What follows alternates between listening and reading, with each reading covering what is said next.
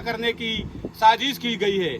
लेकिन साथियों, उन हमलावरों को भी हम ये बता देना चाहते हैं कि अब ये सरकारें तुम्हारी बपोती नहीं है कि बाप का बेटा ही एमएलए बनेगा, लेकिन आने वाला समय गरीब का बेटा ही एमएलए बनेगा।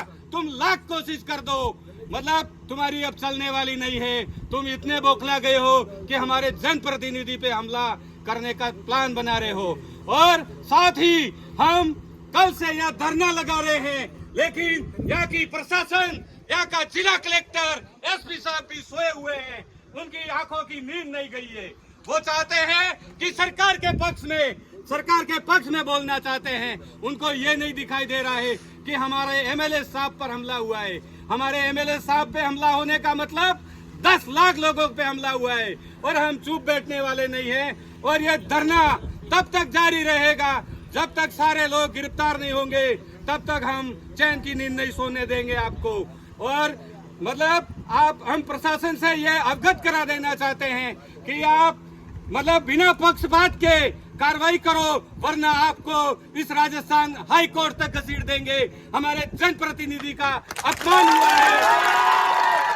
और साथ ही मैं लसाड़िया के एसडीएम और थाना अधिकारी और सारे जो जनप्रतिनिधि है उनको भी बता देना चाहते हैं कि तुम वहाँ के जनप्रतिनिधि नहीं हो, और तुम्हारा की औकात नहीं है कि हमारे जनप्रतिनिधि पे आप हमला कर दो।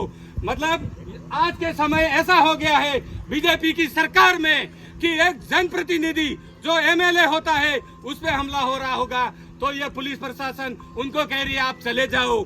मतलब वहाँ से उनको समझा करके भेजने की कोशिश कर रहे हैं। अरे तुम्हारी औकात होती तो जो हमलावर है उसी को गिरफ्तार करके हमको बताते तो हम जान जाते कि प्रशासन जाग रहा है। साथियों, अब ये लड़ाई इतनी जारी रखनी है कि आने वाले सोलुम्बर के जो विधानसभा चुनाव है उसमें आपको इस बौखलाई सरकार को और बौखला दो कि ताकि वो घबरा करके मतलब इस तरह के हथकंडे नहीं अपनाए। साथियों, मैं पुलिस प्रशासन और प्रशासन को भी यह अवगत करा देना चाहता हूं कि यह कमजोर कड़ी नहीं है।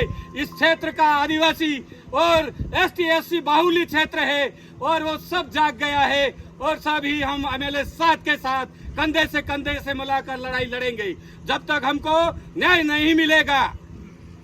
इसलिए साथियों, आपको कहीं कमजोर होने की जरूरत नहीं है और आपको कहीं घबराने की भी जरूरत नहीं है कि पुलिस प्रशासन हमें कितना भी डराए। डरना नहीं है, डराओ उन लोगों अपराधियों को, हमें डराने की जरूरत नहीं है।